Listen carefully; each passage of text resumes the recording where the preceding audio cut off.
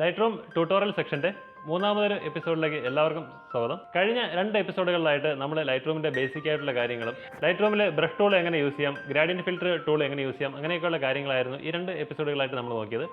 മൂന്നാമത്തെ ഈ ഒരു എപ്പിസോഡിൽ ഒരു ബ്ലാക്ക് ആൻഡ് വൈറ്റ് ചിത്രം എങ്ങനെ നല്ല രീതിയിൽ എഡിറ്റ് ചെയ്യാം എന്നാണ് നമ്മൾ നോക്കുന്നത്. അതിനുമുമ്പ് ആദ്യമേ ഒരു കാര്യം തന്നെ പറയട്ടെ, ഞാൻ ലൈറ്റ് എക്സ്പെർട്ട് ഒന്നുമല്ല, പക്ഷേ കുറച്ചു കാലം ലൈറ്റ് ഉപയോഗിച്ച ആ ഒരു എക്സ്പീരിയൻസ് നിങ്ങൾക്ക് കൂടി ഷെയർ ചെയ്യുന്നതാണ്. എല്ലാ ചിത്രങ്ങളിലും അതിൻ്റെ ഒറിജിനാലിറ്റി നഷ്ടപ്പെടാത്ത രീതിയിലുള്ള എഡിറ്റിങ്ങുകൾ മാത്രമാണ് ഞാൻ ഈ ലൈറ്റ് ചെയ്യുന്നത്. അതാണ് നിങ്ങൾക്ക് കൂടി ഷെയർ ചെയ്യുന്നത്. നല്ല രീതിയിൽ ബ്ലാക്ക് ആൻഡ് വൈറ്റ് ചിത്രം എങ്ങനെ എഡിറ്റ് ചെയ്യാമെന്നുള്ളത് നമുക്ക് നോക്കാം. നേരെ ട്യൂട്ടോറിയലിലേക്ക് പോകാം.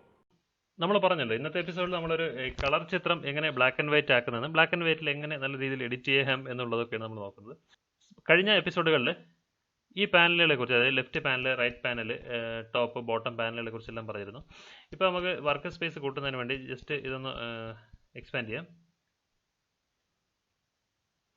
ഇനി ഒരു കളർ ചിത്രം ബ്ലാക്ക് ആൻഡ് വൈറ്റ് ആക്കുന്നതിന് എന്തെല്ലാം കാര്യങ്ങളാണ് നമുക്ക് ചെയ്യുന്നതെന്ന് നോക്കാം. ആദ്യമായിട്ട് നമ്മൾ എല്ലാ ചിത്രങ്ങൾക്കും ചെയ്യാറുള്ളത് പോലെ തന്നെ ലെവലിംഗ് പ്രധാനമാണ്. അതായത് കഴിഞ്ഞ എപ്പിസോഡിൽ നമ്മൾ ക്രോപ്പ് ടൂൾ ഉപയോഗിച്ച് നമ്മൾ ലെവൽ ചെയ്യാൻ പഠിച്ചിരുന്നു. ഇങ്ങനെ ക്ലിക്ക് ചെയ്ത ശേഷം റൈറ്റിലേക്കോ ലെഫ്റ്റിലേക്കോ നീക്കിയിട്ട് വാട്ടർ ലെവലൊക്കെ ഉണ്ടെങ്കിൽ നമുക്ക് അത് ലെവൽ ചെയ്യാൻ പറ്റും. ഇനി വേറൊരു ഓപ്ഷനും കൂടി ഉള്ളത്, അപ്പോൾ ഈ കാണുന്ന ആംഗിൾ ടൂൾ അതുപയോഗിച്ച് നമുക്ക് ലെവൽ ചെയ്യാം. അതെങ്ങനെയെന്ന് പറഞ്ഞുതരാം. ആംഗിൾ ടൂളിൽ നമ്മൾ ക്ലിക്ക് ചെയ്യുക.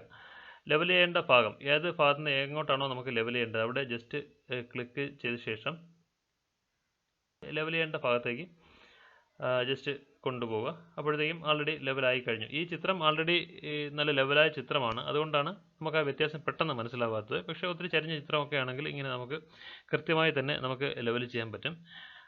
ഡൺ കൊടുക്കുക. അതിനുശേഷം നമ്മൾ ചെയ്യേണ്ടത്, കളർ ചിത്രം നമുക്ക് ബ്ലാക്ക് ആൻഡ് വൈറ്റ് ആക്കുന്നതിന്, ബ്ലാക്ക് ആൻഡ് വൈറ്റിൽ എഡിറ്റ് ചെയ്യുന്നതിന് നമുക്ക് ലൈറ്റ് ബേസിക് പാനലിൽ ഇതുപോലെ കളറ്, ബ്ലാക്ക് ആൻഡ് വൈറ്റ് അങ്ങനെയുള്ള ഓപ്ഷൻ ലഭിക്കും. അതിൽ നമ്മൾ ബ്ലാക്ക് ആൻഡ് വൈറ്റ് സെലക്ട് ചെയ്യുക. അപ്പോൾ ചിത്രം ആൾറെഡി ബ്ലാക്ക് ആൻഡ് വൈറ്റ് ആയി കഴിഞ്ഞു. ഇനിയാണ് നമുക്ക് ബ്ലാക്ക് ആൻഡ് വൈറ്റ് നല്ല രീതിയിൽ ഇവിടെ എഡിറ്റ് ചെയ്യേണ്ടത്. അത് എങ്ങനെയാണെന്ന് നോക്കാം. നമ്മൾ സാധാരണ കളർ ചിത്രങ്ങൾ എഡിറ്റ് ചെയ്യുന്ന അതേ ഓപ്ഷൻസ് തന്നെയാണ് ഇവിടെയും നമുക്ക് ലഭിക്കുന്നത്. ആദ്യം നമുക്ക് ഹൈലൈറ്റ്സ് അഡ്ജസ്റ്റ് ചെയ്യാം. ഹൈലൈറ്റ്സ് ഡിക്രീസ് ചെയ്യുന്നു, ഷാഡോസ് കുറച്ച് കൂട്ടി വയ്ക്കുന്നു. അതായത് ബ്ലാക്ക് ആയിട്ടുള്ള കുറച്ച് ഷാഡോസ് കൂടുതലുള്ള ഭാഗങ്ങളെല്ലാം ക്ലിയർ ആവുന്നതിന് വേണ്ടിയാണ് അങ്ങനെ ചെയ്യുന്നത്.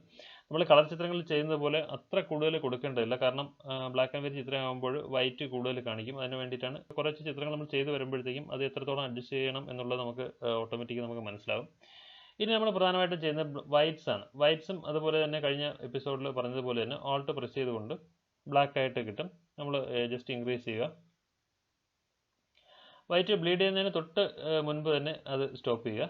ഇനി നമുക്ക് അഡ്ജസ്റ്റ് ചെയ്യുന്നത് ബ്ലാക്ക്സ് ആണ്. ബ്ലാക്ക്സ് ബാക്കിലോട്ട് അഡ്ജസ്റ്റ് ചെയ്യുക. ബ്ലാക്ക്സ് ബ്ലീഡ് ചെയ്ത് കുറച്ച് ശകലം മുന്നോട്ട് നിൽക്കുന്നത് ആണ് ഏറ്റവും നല്ലത്.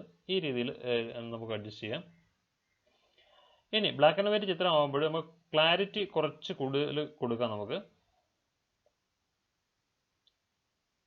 ഈ ചിത്രം അത്ര അധികം കൊടുക്കേണ്ടില്ല, എങ്കിലും ഏകദേശം ഒരു 10-15 ആ ലെവലിലേക്ക് നിന്നാൽ മതിയാവും. ഇങ്ങനെയാണ് നമുക്ക് കിട്ടുന്നത്. ഇവിടെ നമുക്ക് ബ്ലാക്ക് ആൻഡ് വൈറ്റ് ചിത്രങ്ങൾ എഡിറ്റ് ചെയ്യുമ്പോൾ നമുക്ക് വൈബ്രൻസ്, സാച്ചുറേഷൻ എന്നീ ടൂളുകളൊക്കെ ഡിസേബിൾ ആയിരിക്കും. അപ്പോൾ നമുക്ക് അതിൽ ഒന്നും ചെയ്യേണ്ട കാര്യമില്ല, അതിലൊന്നും ചെയ്യാൻ പറ്റത്തില്ല. ബേസിക്കലി ഇത്രയൊക്കെയാണ് നമ്മൾ ചെയ്യുന്നത്. കോൺട്രാസ്റ്റ് വേണമെങ്കിൽ ബ്ലാക്ക് ആൻഡ് വൈറ്റ് ചിത്രങ്ങളിൽ ഒരു ശകലം കൂട്ടി വയ്ക്കാം, ഒരു 10-ന് താഴേക്ക് മതിയാകും. അത് ഓരോ ചിത്രത്തിനനുസരിച്ച്, ഈ ചിത്രത്തിൽ കുറച്ച് ആവശ്യമുള്ളതുകൊണ്ടാണ് അങ്ങനെ വെച്ചത്. ഞാൻ മുമ്പ് പറഞ്ഞല്ലോ, കുറേ ചിത്രങ്ങൾ നമ്മൾ എഡിറ്റ് ചെയ്ത് വരുമ്പോഴത്തേക്കും നമുക്ക് ഓട്ടോമാറ്റിക്കലി അത് ക്ലിയർ ആവും. ഇനി നമ്മൾ കളർ ചിത്രങ്ങളിൽ ഇവിടെ നമുക്ക് ഈ ബ്ലാക്ക് ആൻഡ് വൈറ്റ് എന്ന് കാണുന്ന ഈ പാനലിൽ നമുക്ക് ഉണ്ടായിരുന്നത് HSL, കളർ ട്യൂണിങ് അതൊക്കെയായിരുന്നു. പക്ഷേ ഇവിടെ ബ്ലാക്ക് ആൻഡ് വൈറ്റ് നമ്മൾ ആദ്യമേ ബേസിക്കലി സെലക്ട് ചെയ്തുകൊണ്ട് ബ്ലാക്ക് ആൻഡ് വൈറ്റിലുള്ള വ്യത്യാസങ്ങൾ മാത്രമാണ് നമുക്ക് ഇവിടെ മാറ്റം വരുന്നത്. കളർ ചിത്രമാകുമ്പോൾ നമുക്ക് സാച്ചുറേഷനും ഒക്കെ നമുക്ക് വ്യത്യാസപ്പെടുത്താൻ പറ്റും.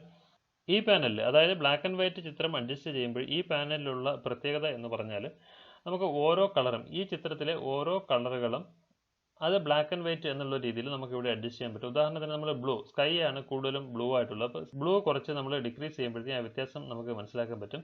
ഇവിടെ ആ വ്യത്യാസം നമുക്ക് പെട്ടെന്ന് തന്നെ മനസ്സിലാക്കാൻ പറ്റും. ഇതുണ്ടോ, സ്കൈ കുറച്ചുകൂടെ നല്ല രീതിയിൽ നമുക്ക് ക്ലിയർ ആയിട്ട് കാണാൻ പറ്റി. ഡിക്രീസ് ചെയ്തപ്പോഴാണ് അങ്ങനെ കിട്ടിയത്. അതുപോലെ തന്നെ ഇതിൽ വരുന്നത് ഗ്രീനാണ്.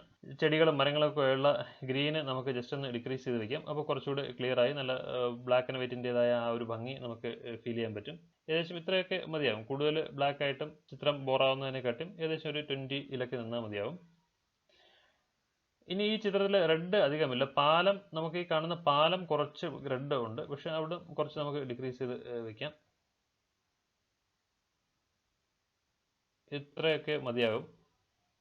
ബ്ലാക്ക് ആൻഡ് വൈറ്റ് ചിത്രത്തിൽ അത്യാവശ്യം വേണ്ട സെറ്റിങ്സ് ഒക്കെ നമ്മൾ ചെയ്ത് കഴിഞ്ഞു. ഒരു ലാൻഡ്സ്കേപ്പ് എന്നുള്ള നിലയിൽ നമുക്ക് ഇത്രയൊക്കെ ചെയ്താൽ മതിയാകും. ഈ ചിത്രത്തിൽ നമുക്ക് ലെൻസ് കറക്ഷൻ അത്യാവശ്യമാണ്. അതുകൊണ്ട് നമുക്ക് ലെൻസ് കറക്ഷൻ അത്യാവശ്യം കറക്റ്റ് ചെയ്യാം.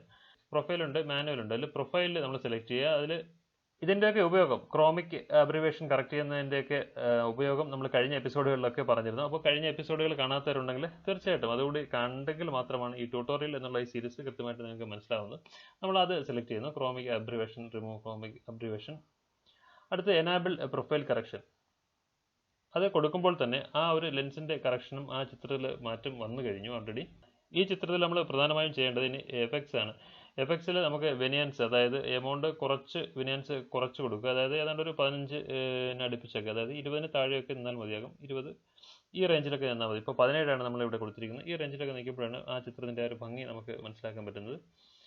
ഏതാണ്ട് കാര്യങ്ങളൊക്കെ നമുക്ക് പൂർത്തിയായി കഴിഞ്ഞു. ഇനി നമുക്ക് കഴിഞ്ഞ എപ്പിസോഡുകളിലൊക്കെ നമ്മൾ പറഞ്ഞതുപോലെ തന്നെ ഇത് സ്പോട്ട് റിമൂവലാണ്. സ്പോട്ട് എങ്ങനെ റിമൂവ് ചെയ്യാം എന്നുള്ളതൊക്കെ കഴിഞ്ഞ എപ്പിസോഡിൽ നമ്മൾ വിശദമായി പറഞ്ഞിരുന്നു. എങ്കിലും ഒന്നുകൂടി കാണിക്കുകയാണ്. സ്പോട്ടിൽ നമ്മൾ ക്ലിക്ക് ചെയ്യുക.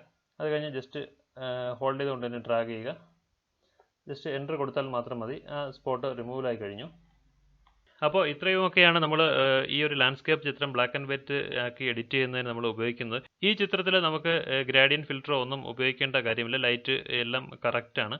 ഇനി ഏതെങ്കിലും സൈഡിൽ ലൈറ്റ് കൂടുതലാണെങ്കിൽ നമുക്ക് കഴിഞ്ഞ എപ്പിസോഡുകളിലൊക്കെ പരിചയപ്പെടുത്തിയ ഗ്രാഡിയൻ ഫിൽറ്റർ നമുക്ക് ഉപയോഗിക്കാം. ഈ ചിത്രത്തിൽ അത് ആവശ്യമില്ലാത്തതുകൊണ്ടാണ് അത് നമ്മൾ ഉപയോഗിക്കാത്തത്.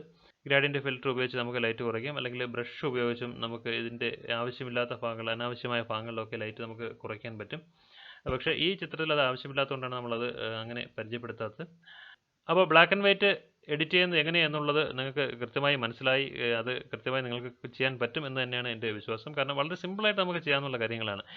ഇനി ഒരു പോർട്രേറ്റ് ചിത്രം, അതായത് ഒരു മുഖം, ഒരാളുടെ മുഖം എങ്ങനെ ഡീറ്റെയിൽ ആയിട്ട് നല്ല രീതിയിൽ നല്ല ഭംഗിയായിട്ട് ബ്ലാക്ക് ആൻഡ് വൈറ്റ് ചിത്രമാക്കി എഡിറ്റ് ചെയ്യാം എന്നുള്ളതൊക്കെ അടുത്ത എപ്പിസോഡിൽ നമ്മൾ കൃത്യമായിട്ടും എല്ലാവർക്കും പറഞ്ഞു തരുന്നതാണ്. അതുപോലെ കൂടുതൽ ഡെപ്ത് ആയിട്ടും കൂടുതൽ ടിപ്സുമായിട്ടും ഒക്കെ അടുത്ത എപ്പിസോഡിൽ നമുക്ക് കാണാം. അതുവരേക്കും സൈനിങ് ഓഫ്.